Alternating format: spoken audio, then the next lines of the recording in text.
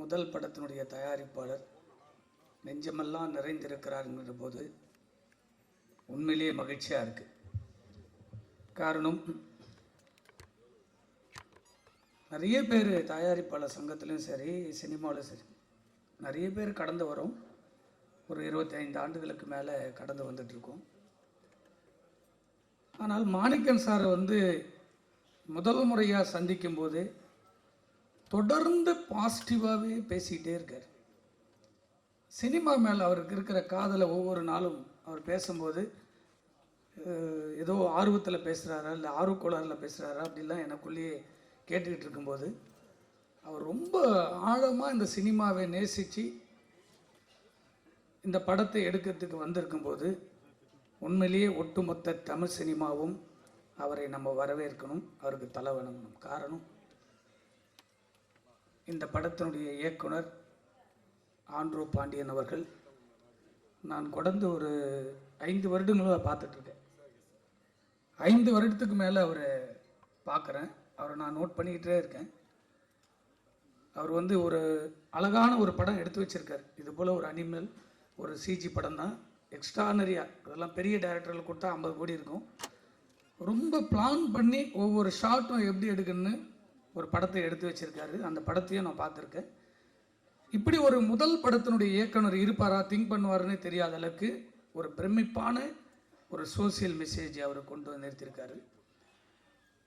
அது அப்படியே இடையில் அப்படியே நிற்கும் போது எந்த மன தளர்வும் இல்லாமல் தொடர்ந்து தன் கடின உழைப்பால் யாரும் தோற்றதில்லை என்று நம்ம எல்லாரும் மதிக்கக்கூடிய அவர்கள்லாம் நாங்கள்லாம் அப்பா ஸ்தானத்தில் பார்த்துட்ருக்கேன். பிவா சார் எங்களுடைய இயக்குனர் சங்கத்தில் அந்த உழைப்பு வீணாகாது அப்படின்றதுக்கு உதாரணம் ஆண்ட்ரூ பாண்டியன் அவர்கள்.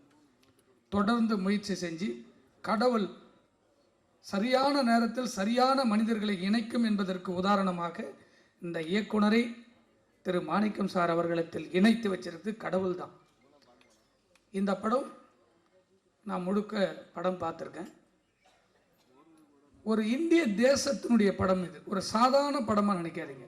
ஒரு இந்தியாவுக்கு தேவையான படம். உலகத்தினுடைய வல்லரசு என்று உலகமே போற்றக்கூடிய ஒரு நாடாக இந்தியா வரப்போகுதுன்னா ஒரு விஷயம் இந்த படத்தில் இருக்குது. தயவு செஞ்சு எல்லாரும் போய் தியேட்டரில் பாருங்கள். மக்கள் பார்த்து தான் சொல்லணும். எல்லா படத்துக்கும் ப்ரெஸ்ஸுக்கு நியூஸாக பார்க்காம இந்த படத்துக்கு மட்டும் ஒரு ஸ்பெஷலாக இது நம்மளுக்கான படம், நம்ம தேசத்துக்கான படம் அப்படின்னு நினச்சி நீங்கள் ஒவ்வொரு ஃப்ரேமும் செதுக்கணும். அவ்வளோ அளவுக்கு டைரக்டர் தொடர்ந்து காலையில் பார்த்தீங்கன்னா ஒரு இடத்துல 8 மணிக்கு உட்காந்துருப்பார், திடீர்னு பார்த்தீங்கன்னா 10:30 மணிக்கு உட்காந்துட்டு இருப்பார். ஆனால் எந்த விதத்திலுமே இந்த படத்தில் தோய்வில்லாமல் இன்றைக்கி தொடர்ந்து ஒரு இயக்குனரும் ஒரு தயாரிப்பாளரும் பயணிப்பது ரொம்ப ரொம்ப அளப்பரியது. அதை இந்த இயக்குனர் தொடர்ந்து அந்த முயற்சியில் இருந்துகிட்டே இருக்கார். இந்த படம் பெரிய வெற்றி அடையணும். இந்த வெற்றியில் விக்னேஷ் சார் சொன்னார், நம்ம ஹீரோவாக இருந்தால் நான் நீங்களாம் ஹீரோவாக இந்த படத்துக்கு இது போடுறாங்களா, பிஸ்னஸ் இல்லைன்னா. என்கிட்டயே படம் பார்க்கும்போது நிறைய பேர் சொன்னாங்க. நான் சொன்னேன், இந்த படத்தில் கதை தான் ஹீரோ. நீங்கள் விக்னேஷ் சாராக பார்க்காதீங்க, இந்த கதை தான் ஹீரோ. அந்த கதையில் டூயல் ரோல் பண்ணியிருக்காரு. நீங்கள் இங்கே பார்க்குற மூஞ்சி தான் நீங்கள் விக்னேஷ். பப்ளிக்கில் போய் தெரியாத ஒரு கண்ட்ரியில் போய் பார்த்தீங்கன்னா இது இவருனே தெரியாது. அப்படிப்பட்ட ஒரு பெரிய ஹாலிவுட் ஹீரோ கணக்காக அந்த படத்தில் இருக்கார்.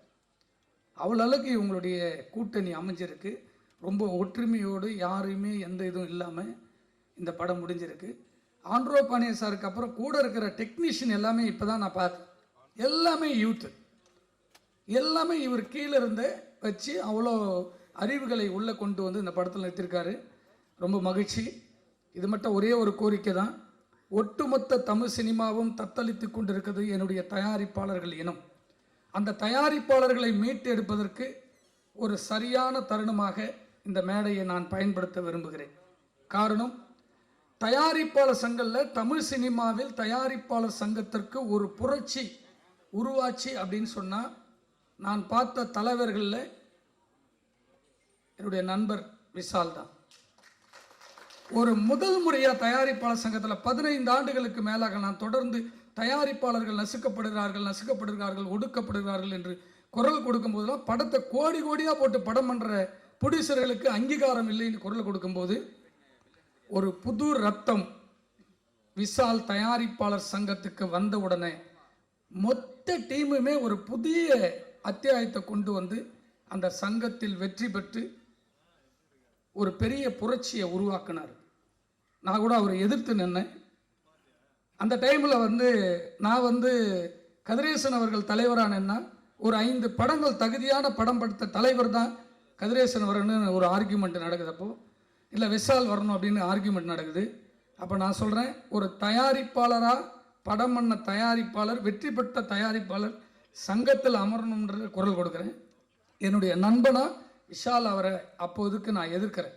ஆனால் இந்த மேடையில் சொல்லுகிறேன், இந்த சரி செய்ய வேண்டிய காலகட்டத்தில் இருந்த நீங்கள் ஒரு புரட்சியை தயாரிப்பாளர்களுக்கு அங்கீகாரம் கிடைச்சது.